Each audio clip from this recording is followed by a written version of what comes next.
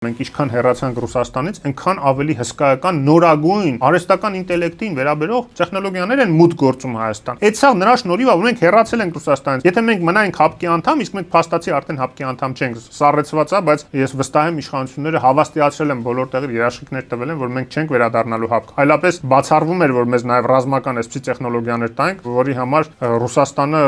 բանը ցելա է գցում, որ մի հատ այդպես բան իրենց ձեռան գնի, տանեն փորփրեն տենան ոնց է աշխատում, հա, նույնը դրոնները նորագույն տեխնոլոգիայի վրա հիմնված դրոնները ամերիկյան։ Ուզում եմ ասեմ, մենք տեսնում ենք, չէ, ինչ հնարավորություններ է ստեղծում Ռուսաստանից անկախանալը Հայաստանի համար։ Նույն Ռուսաստանի հետ հարաբերությունները ավելի արդյունավետ դարձնելու տեսակետից, առևտրային հարաբերությունները, քաղաքական հարաբերությունները, եթե դու անկախ ես Ռուսաստանից, արդեն ինքը ուզի քո հետ հարգանքով է սկսում հարաբերվել, այլ ոչ թե որոշումա քո շահերը խուրդի իմանալով, որ կարող է դա անել, որովհետև դու իր գրպանում նստած ես։ Բայց հիմա իրանք ուզում են հետ վերադարձնել մեզ այն վիճակներին, երբ որ այդ ամեն ինչը հնարավոր չէր եւ